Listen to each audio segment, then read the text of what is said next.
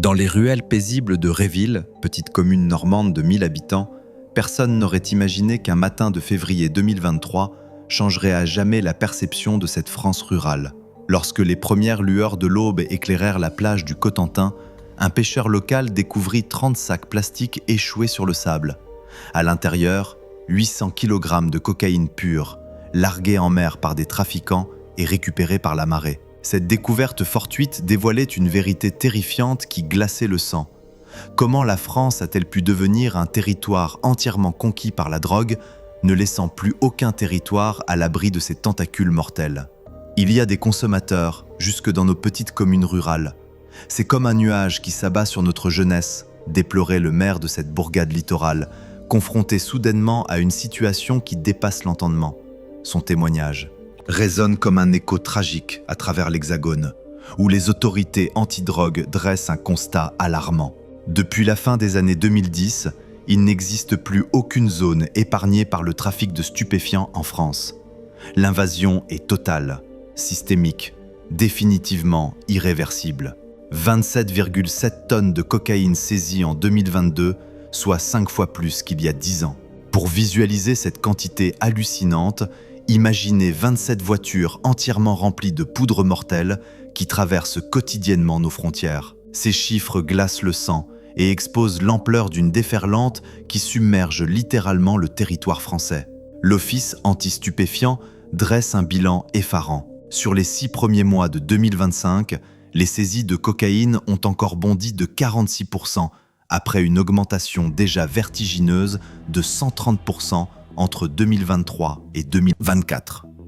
Un tsunami blanc s'abat sur le pays, selon les termes officiels, emportant tout sur son passage comme une vague destructrice. Derrière ces tonnes de poudre blanche se cache une situation économique stupéfiante. Le chiffre d'affaires du narcotrafic en France oscille désormais entre 3,5 et 7 milliards d'euros annuels. Une économie souterraine qui croît plus rapidement que l'économie légale. Cette manne financière colossale alimente des réseaux criminels d'une sophistication inouïe, capables de corrompre, d'intimider et de tuer pour préserver leurs intérêts. Le nombre de consommateurs de cocaïne a doublé en 10 ans, transformant ce qui était autrefois une drogue de luxe en produit de consommation courante, aussi banal qu'un paquet de cigarettes dans certains milieux.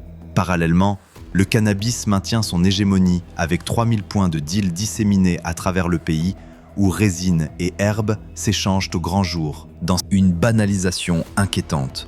Mais c'est l'émergence de nouvelles drogues de synthèse qui inquiète le plus les autorités. MDMA, amphétamine, 3-MMC, ces substances souvent produites en Europe gagnent rapidement du terrain parmi une jeunesse en quête de sensations nouvelles. L'innovation criminelle ne connaît plus de limites, adaptant sans cesse ses produits aux demandes du marché avec une réactivité digne des plus grandes multinationales. Dans les Vosges, l'Orne ou le Lot, les gendarmes observent depuis 2020 une transformation radicale du paysage criminel. Des territoires ruraux qui ne connaissaient qu'une délinquance mineure voient soudainement émerger des trafics structurés importés par des réseaux venus des grandes métropoles. Le narcotrafic est une entreprise. Son but est de se rapprocher de ses clients. Les zones rurales sont donc une part de marché significative, explique un sénateur rapporteur d'une commission d'enquête. Logique commerciale implacable explique pourquoi aucune commune, si isolée soit-elle, n'échappe désormais au fléau qui ronge la société française. En Normandie, un médecin généraliste qui exerce depuis 30 ans dans le même cabinet témoigne d'un basculement qu'il n'aurait jamais imaginé possible avant la crise sanitaire. Désormais, on trouve plus facilement de la cocaïne que du cannabis dans notre secteur rural. Cette inversion des priorités illustre la pénétration foudroyante de la drogue dure dans des territoires qui se croyaient à l'abri. Le gramme de cocaïne, qui se négociait 90 € il y a quelques années, s'affiche aujourd'hui à moins de 60 €, parfois 45 € dans certains départements ruraux. Cette démocratisation par les prix rend accessible à tous les budgets ce qui était réservé aux classes aisées, transformant la cocaïne en produit de grande consommation. La France périphérique découvre avec stupeur méthode moderne du narcotrafic. Les dealers n'hésitent plus à parcourir 30 km pour livrer 2 grammes à domicile, utilisant Snapchat, WhatsApp ou Telegram pour leurs transactions.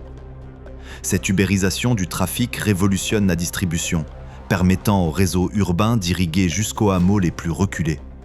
Les forces de l'ordre assistent, impuissantes, à cette digitalisation du crime qui efface les frontières traditionnelles entre ville et campagne.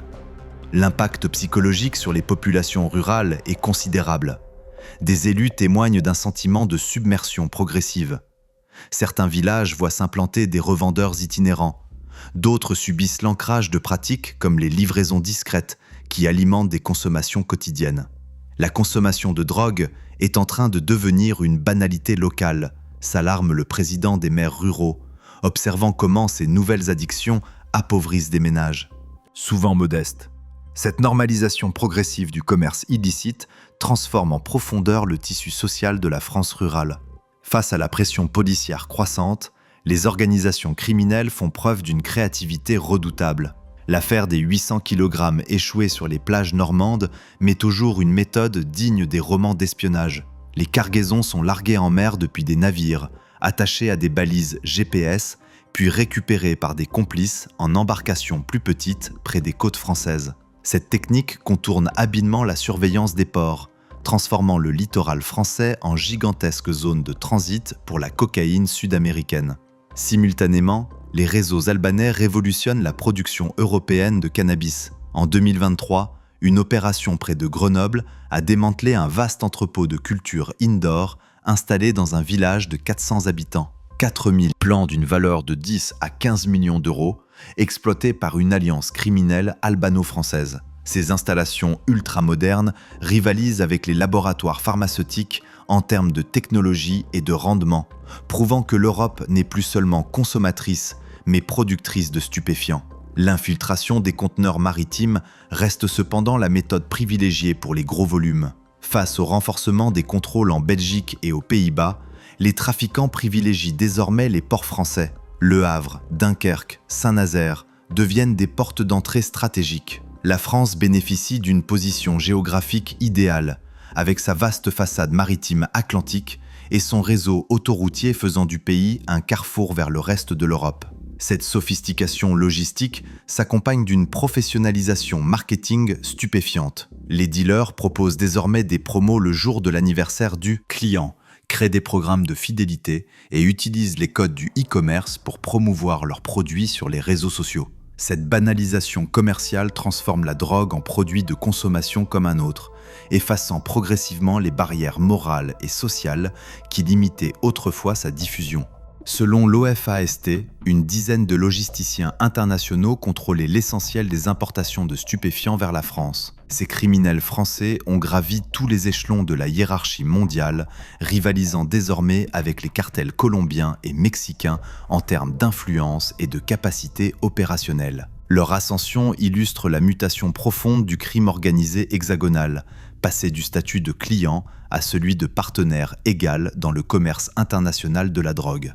Ces narcotrafiquants français tissent des alliances complexes avec diverses organisations criminelles mondiales. La 'Ndrangheta calabraise fournit l'expertise logistique transatlantique, la Mokro-mafia néerlandaise facilite l'exportation de cannabis du Rif et l'importation de cocaïne via l'Europe du Nord, tandis que les gangs des Balkans contrôlent une partie du trafic d'héroïne. Cette coopération internationale transforme la France en plaque tournante d'un commerce global, générant des milliards d'euros de profits.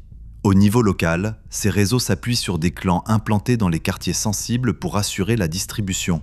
L'économie de certaines cités repose désormais entièrement sur le trafic.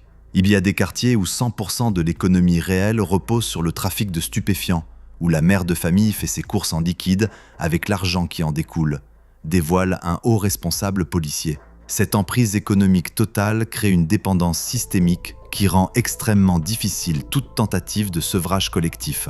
Le blanchiment de ces profits astronomiques transforme le paysage commercial de nombreuses villes. À Marseille, la prolifération suspecte de kebabs, bars à chicha et barbershops dans certains arrondissements populaires intrigue les autorités. On peut trouver jusqu'à 5 salons de barbier sur 100 mètres de rue, quasi déserts en journée, un indice patent de blanchiment d'argent selon la police. Ces commerces fantômes permettent de recycler des millions d'euros de bénéfices illicites, faussant la concurrence économique légale. 161 communes françaises ont été le théâtre de règlements de comptes mortels liés à la drogue en 2021. En 2024, ce chiffre atteint 173 villes, illustrant la diffusion géographique d'une violence qui ne connaît plus de limites territoriales.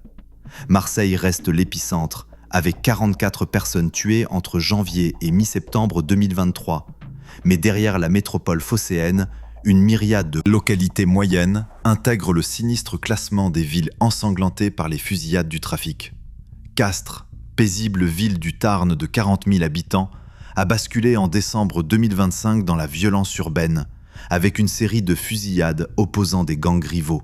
3 policiers en patrouille ont essuyé des tirs de carabine lors d'une intervention. Deuxième fusillade en 3 jours dans un quartier où les dealers ne se cachent plus, installés sur des chaises au pied des immeubles à visage découvert. Ces affrontements opposaient des membres d'un groupe criminel toulousain à ceux de la DZ Mafia, illustrant comment la violence métropolitaine contamine désormais les villes moyennes. Cette démocratisation de la violence transforme le quotidien des habitants. J'ai entendu des tirs en pleine nuit. Je ferme tous les volets, j'ai trop peur. On ne sait jamais, une balle perdue, confie une habitante terrorisée de Castres. Cette peur diffuse modifie les comportements et brise la cohésion sociale locale. 1/4 des assassins incarcérés pour des règlements de compte ont moins de 20 ans. Des adolescents qui auraient dû passer leur bac tuent désormais à la Kalachnikov pour quelques grammes de cocaïne. Ces jeunes, attirés par l'argent facile et la reconnaissance sociale que procure le statut de dealer, glissent inexorablement vers la criminalité violente. Le parcours type commence par des missions de guetteurs, évolue vers la vente au détail, puis culmine parfois dans l'exécution de missions punitives. Cette escalade tragique brise des vies et détruit des familles entières. Face à cette invasion, les autorités françaises ont multiplié les plans d'action depuis 2019. Le plan STUPS, en 55 mesures, présenté à Marseille, visait à réorganiser entièrement la lutte antidrogue. Création de l'OFAST en 2020, mise en place de cellules CROSS associant police, gendarmerie, douane et justice au niveau local, renforcement du renseignement financier. Ces réformes structurelles s'accompagnaient de mesures d'éloignement permettant d'interdire de séjour les dealers condamnés dans leur quartier d'origine, tentant de briser l'emprise territoriale des réseaux. Les opérations coup de poing se sont intensifiées sous l'impulsion de Gérald Darmanin. Entre janvier 2021 et octobre 2022, 719 points de deal ont été détruits à travers la France, réduisant d'environ 20% le nombre total de lieux de vente actifs. Près de 1000 interventions mensuelles mobilisaient CRS et unités spécialisées pour investir les halls d'immeubles, saisir drogue et argent, arrêter vendeurs et guetteurs. Ces victoires tactiques, bien que temporaires, perturbent l'activité des réseaux et améliorent ponctuellement la vie des habitants. Les succès contre les trafics de haut vol marquent également les esprits. Saisie d'1,4 tonnes de cocaïne dans un conteneur de bananes au Havre, démantèlement de réseaux de blanchiment passant par Dubaï, interception de 2 tonnes de cocaïne aux îles Marquises sur un voilier transpacifique. L'exploitation de messageries chiffrées piratées, Encrocha, Sky ECC, a permis l'arrestation de barons de la drogue et le démantèlement de filières entières, démontrant l'efficacité de la coopération policière européenne lorsqu'elle dispose des outils technologiques adéquats. Cependant, les limites de cette approche répressive apparaissent clairement.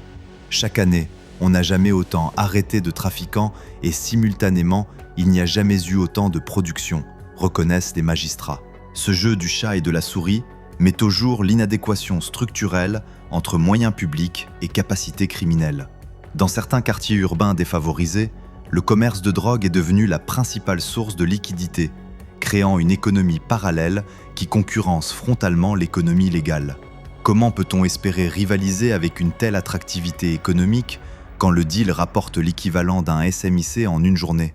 Cette question hante les éducateurs et travailleurs sociaux, confrontés à une jeunesse qui voit dans le narcotrafic l'unique ascenseur social fonctionnel de son environnement. Cette invasion criminelle transforme la géographie française et pose une question fondamentale sur l'avenir de notre société. Il n'y a plus de territoire qui soit exclu du potentiel de trafic, constate le président. Cette phrase sonne comme un aveu d'impuissance face à un phénomène qui a définitivement transformé la géographie criminelle française. La France des zones blanches, préservée de la drogue, appartient désormais au passé. Chaque département, chaque commune, chaque quartier peut potentiellement devenir demain un maillon de la chaîne du narcotrafic mondial. Cette métamorphose dévoile la capacité d'adaptation extraordinaire des organisations criminelles, qui exploitent chaque faille géographique, technologique ou réglementaire pour étendre leur emprise. Face à eux, l'État mobilise des moyens considérables, mais se heurte à l'asymétrie fondamentale de la lutte. D'un côté, des structures rigides, contraintes par le droit et la démocratie, de l'autre, des réseaux flexibles, guidés par la seule logique du profit. Comme l'admettait lucidement un cadre de la police judiciaire, il n'existe pas de recette miracle et jamais on ne pourra imaginer une société sans trafic de stupéfiants. L'objectif réaliste consiste à travailler tous ensemble pour freiner au maximum les trafics et en limiter les ravages. Cette approche pragmatique, moins ambitieuse que les déclarations martiales, correspond davantage à la réalité d'un combat de longue haleine qui façonnera durablement la société française. La bataille contre l'invasion de la drogue ne se gagnera ni perdra définitivement. Elle se mène chaque jour, dans chaque quartier, impliquant citoyens, élus, forces de l'ordre et magistrats dans une mobilisation permanente pour préserver ce qui peut encore l'être de la cohésion sociale et de la légalité républicaine. L'enjeu dépasse largement la simple répression criminelle et s'agit de sauver l'âme d'une nation confrontée à la tentation de l'abandon face à la puissance corruptrice de l'argent de la drogue. Dans cette France où plus aucune zone n'échappe au narcotrafic, l'avenir se jouera sur la capacité collective à résister à la normalisation du crime organisé. Car derrière les chiffres et les statistiques, c'est bien la démocratie elle-même qui se trouve mise à l'épreuve par cette invasion silencieuse mais implacable.